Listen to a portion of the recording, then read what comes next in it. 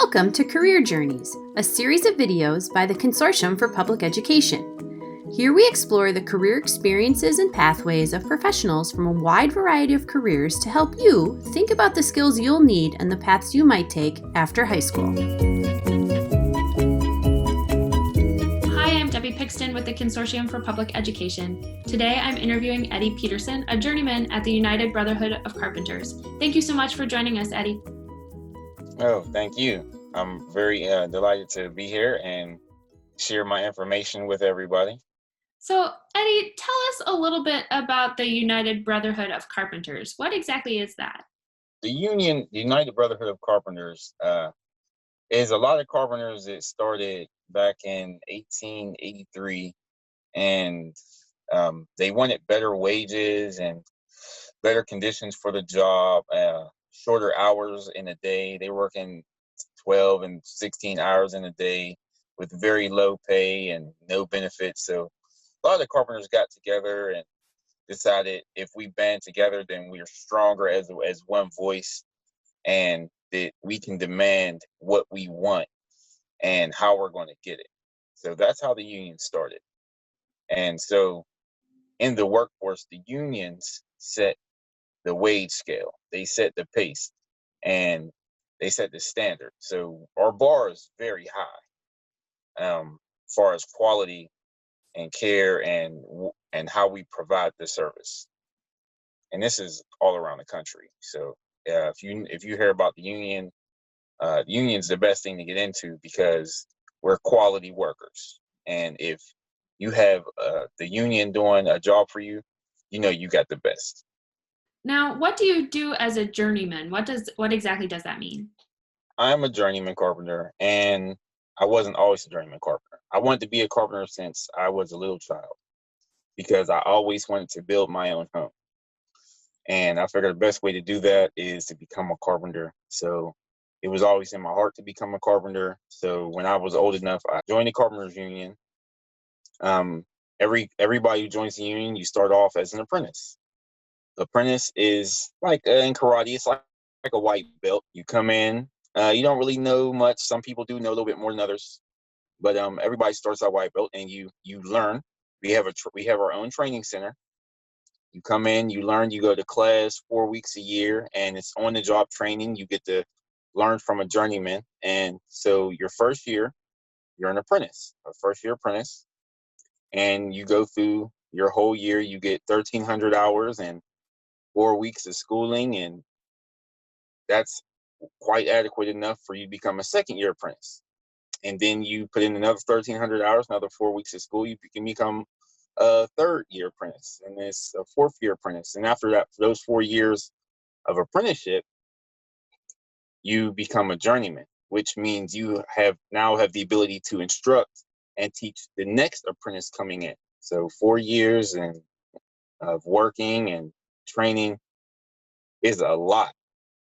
And you used to call them master carpenters, so now just call them journeymen. So that's what a journeyman is. It's like it's a master carpenter. So it's like having the black belt.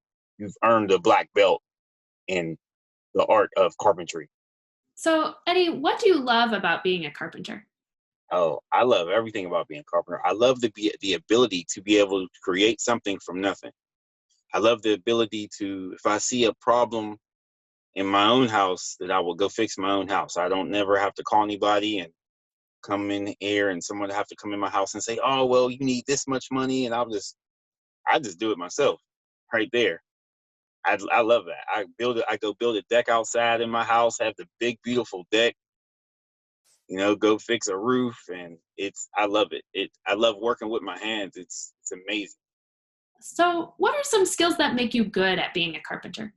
Well, some of the skills that make me good at being a carpenter is the way I understand things. Me specifically, I understand very well and I understand quick. So when I learn something, I learn it very quickly and I understand. So when somebody's trying to present me something, they don't take a long time trying to present it to me. I usually understand it very quickly. So that helps me being a carpenter because learning, everyone has somewhat of a learning curve, and I pick up things very quickly. So if I see somebody doing something, I learn it. And not only do I learn it, but my brain figures out ways to do it faster, better, more efficient. So I've always had that, and I became very good very fast. So, Eddie, if I'm in high school and I'm thinking, wow, carpentry sounds great, this could be a really good fit for me, are there any questions that I can ask myself to, help me make sure that this is a good fit for me and that I shouldn't explore other options? So the question what you would be asking yourself is, where do I see myself in the next 5 years? Where do I see myself in the next 10 years? Because just because you're in high school does not give you the right to say, I'm not going to make a plan for my life. You're a young adult, and it's up to you. It's not up to your parents. It's not up to your grandparents or your uncles or aunts or your friends to say, hey, look, this is where your life's going to be at in the next 5 years or 10 years. No, that's your decision. Nobody's going to take responsibility for your life except for you. That's you that has to open all these doors in life. Nobody but you. And in this life, it's you alone that has to walk through this. People can guide you, people can point you in the right direction, but ultimately it's you that has to do it. This is something that you always have to think, oh, what do I need in my life? And being a carpenter, you're definitely going to be buying a house.